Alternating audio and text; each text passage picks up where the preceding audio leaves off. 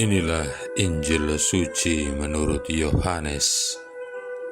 Dalam amanat perpisahannya, Yesus berkata kepada murid-muridnya, "Aku berkata kepadamu, sesungguhnya segala sesuatu yang kamu minta kepada Bapa akan diberikannya kepadamu dalam namaku.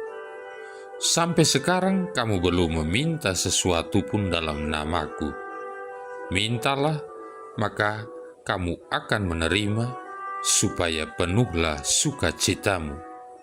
Semuanya ini kukatakan kepadamu dengan hiasan. Akan tiba saatnya aku tidak lagi berkata-kata kepadamu dengan hiasan, tetapi terus terang memberitakan Bapa kepadamu. Pada hari itu kamu akan berdoa dalam namaku, dan tidak kukatakan kepadamu bahwa aku meminta bagimu kepada Bapa, sebab Bapa sendiri mengasihi kamu, karena kamu telah mengasihi aku dan percaya bahwa aku datang dari Allah.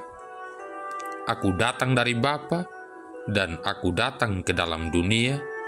Ini aku meninggalkan dunia lagi dan pergi kepada Bapa." Demikianlah sabda Tuhan. Saudara-saudari yang terkasih, yang namanya anak tetaplah menjadi anak di hadapan orang tua, walaupun sang anak sudah punya pekerjaan atau sudah punya momongan. Demikianlah umumnya yang dialami para orang tua yang sudah punya cucu, atau sebaliknya para orang tua yang sudah punya anak di hadapan ayah ibunya. Tahun 2011 sampai 2016, saya bertugas di paroki di dalam kota, dan paroki tempat tugas saya itu tidak jauh dari rumah orang tua saya.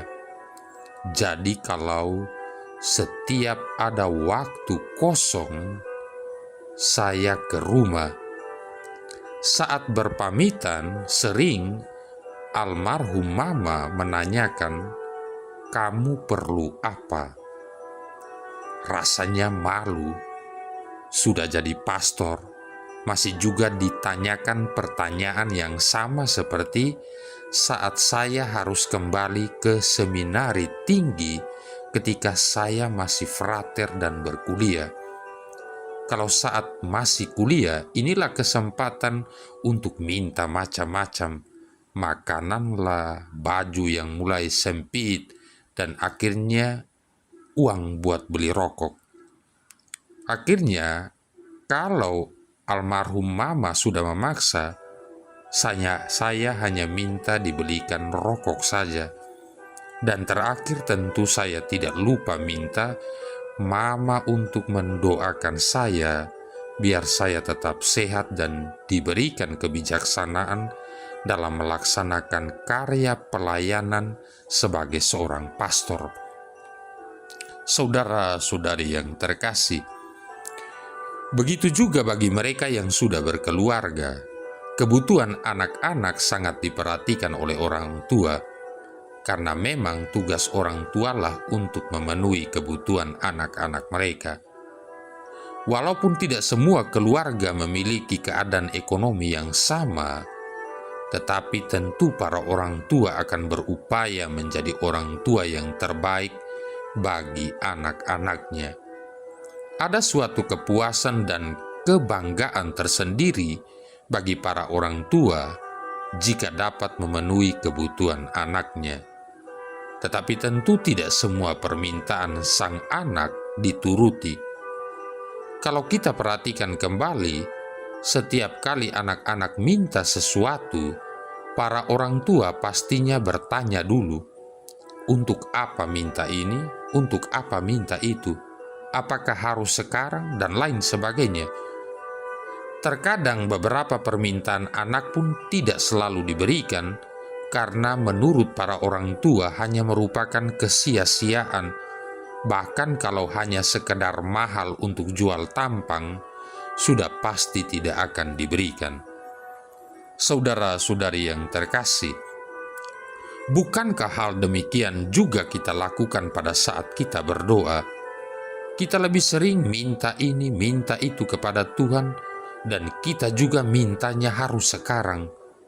Tanpa sadar kita memperlakukan Tuhan seperti ATM yang bisa didatangi 24 jam dan bisa keluarkan uang berapa saja yang kita mau.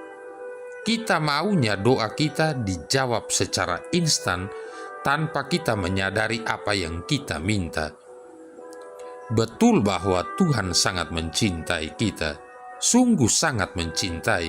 Ia ingin semua ciptaannya kembali kepadanya, lengkap, tidak ada yang tertinggal. Ia ingin setiap manusia yang telah diciptakannya dapat kembali seperti saat diciptakan, serupa dan segambar dengan Allah, tetap menjaga citra diri Allah dalam kehidupannya, menjaga kekudusan, menjunjung tinggi namanya, dan memuliakan namanya dengan hal-hal yang baik dan bertanggung jawab. Maka, apapun yang diminta haruslah seturut dan sejalan dengan apa yang disukai Tuhan Sang Pencipta, yang baik, yang kudus, yang mulia. Apapun yang kita minta dan menjadikan dunia menjadi baik, pasti akan diberikannya. Tetapi segala sesuatu yang merusakkan manusia itu sendiri tentu tidak akan dikabulkannya.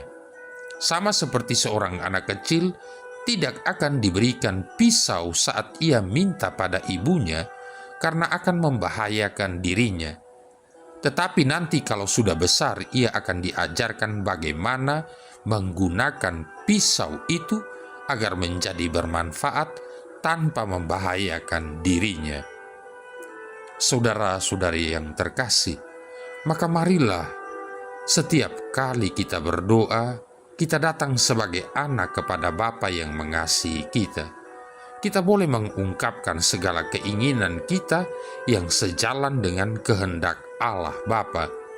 Segala yang kita minta haruslah untuk menumbuhkan kasih, sukacita, damai sejahtera, kesabaran, kemurahan, kebaikan, kesetiaan, kelemah lembutan, dan meningkatkan penguasaan diri.